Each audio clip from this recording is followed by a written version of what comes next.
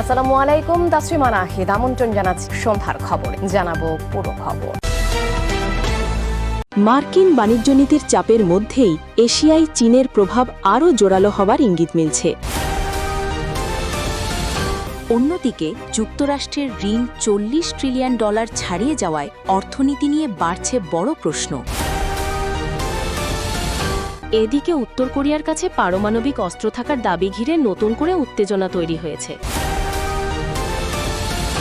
অন্যদিকে এরদোয়ানের সঙ্গে সংঘাতের আশঙ্কা বাড়িয়ে নেতানিয়াহুর অবস্থান নিয়ে তৈরি হয়েছে তীব্র জল্পনা। এরই মধ্যে মধ্যপ্রাচ্যের পরিস্থিতি আরও জটিল হয়ে উঠেছে। বাড়ছে যুদ্ধের আশঙ্কা ও অনিশ্চয়তা। তবে এখানেই শেষ নয়। ইসরায়েলি নীতির বিরুদ্ধে বিশ্বজুড়ে বিক্ষোভ ক্রমেই আরও তীব্র হচ্ছে।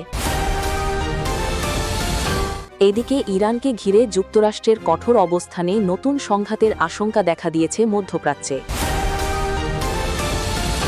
এদিকে চীনের প্রভাব বৃদ্ধির পাশাপাশি এশিয়ার ভূরাজনীতিতেও তৈরি হচ্ছে নতুন সমীকরণ। অন্যদিকে সার্বিয়ায় দাবানল নিয়ন্ত্রণে আগুনের সঙ্গে চলছে ব্যাপক লড়াই। পরিস্থিতি এখনও উদ্বেগজনক। এরই মধ্যে বাংলাদেশ সীমান্তে বেড়া নির্মাণ ইস্যুতে অমিত শাহের বক্তব্য ঘিরে তৈরি হয়েছে বিতর্ক। তবে আন্তর্জাতিক অঙ্গনে নতুন করে আলোচনায় এসেছে কাতারে মার্কিন সামরিক সহায়তার বিষয়টি। এদিকে ইউক্রেনের একটি শপিং সেন্টারে রুশ ড্রোন হামলার ঘটনায় নতুন করে উত্তেজনা ছড়িয়েছে। এরই মধ্যে ট্রাম্প প্রশাসনের অভিবাসন নীতিতে বড় ধরনের ধাক্কা এসেছে, বদলাচ্ছে পরিস্থিতির গতিপথ। অন্যদিকে যুক্তরাষ্ট্রের অভিবাসন নীতি নিয়ে প্রশাসনের ওপর বাড়ছে রাজনৈতিক ও জনমতের চাপ। ইসলামের ডেস্ক রিপোর্টে থাকছে বিস্তারিত। আমেরিকার প্রেসিডেন্ট ডোনাল্ড ট্রাম্প ইরানের অর্থনীতিকে পুরোপুরি ধসিয়ে দেওয়ার এক ভয়ঙ্কর ছক কষছেন। এই কার্যক্রমকে তিনি ঘোষণা দিয়েছেন দেশটির বিরুদ্ধে চূড়ান্ত অর্থনৈতিক ডি-ডে হিসেবে। কিন্তু তার এই মহাপরিকল্পনার পথে সবচেয়ে বড় দেয়াল হয়ে দাঁড়িয়েছে চীন ও রাশিয়া। লাগাতার যুদ্ধ, হুমকি আর নানামুখী চাপে ইরানকে কবজা করতে না পেরে রীতিমতো মরিয়া হয়ে উঠেছেন ট্রাম্প। আর এর জের ধরেই মার্কিন প্রেসিডেন্ট কড়া ভাষায় হুমকি দিয়েছেন বিশ্বের যে দেশ ইরানের সঙ্গে কোনো রকম ব্যবসা করবে তাদেরকেই পড়তে হবে চরম শাস্তির মুখে। কিন্তু ইরানের বিরুদ্ধে ট্রাম্পের কড়া হুঁশিয়ারি ধোপে টিকছে না। এখন প্রশ্ন হলো, ট্রাম্পের মহাপরিকল্পনায় কেন জল ঢালছে চীন ও রাশিয়া? রাশিয়াকে চোখ রাঙানি দিয়ে আমেরিকার কোনো লাভ নেই, কারণ ওয়াশিংটন আগে থেকেই মস্কোর উপর পশ্চিমা বিশ্বের নানা রকম নিষেধাজ্ঞা চাপিয়ে রেখেছে। ফলে মার্কিন অর্থনৈতিক ব্যবস্থার কোনো রকম তোয়াক্কাই করে না পুতিনের দেশ।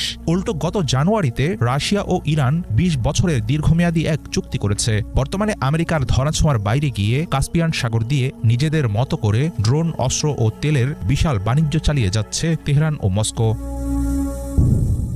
অন্যদিকে চীন হল ইরানি তেলের সবচেয়ে বড় ক্রেতা। ইরানের রপ্তানি করা প্রায় 80% তেলই যায় চীনে। ফলে ট্রাম্প চাইলেই চীনের এই বাণিজ্য সহজে আটকাতে পারবেন না, কারণ চীনের বেশিরভাগ তেল শোধনাগার স্বাধীনভাবে কাজ করে এবং এগুলো আমেরিকার ব্যাংকিং ব্যবস্থার উপর খুব একটা নির্ভরশীল নয়। তাছাড়া বেইজিংয়ের সঙ্গে ওয়াশিংটনের আগে থেকেই এক ধরনের অর্থনৈতিক স্নায়ুযুদ্ধ চলছে। সামনেই চীনা প্রেসিডেন্টের আমেরিকা সফরের কথা রয়েছে, তাই নতুন করে বেইজিংয়ের সাথে বড় ধরনের সংঘাতে জড়াতে চাইছে না খোদ হোয়াইট হাউস।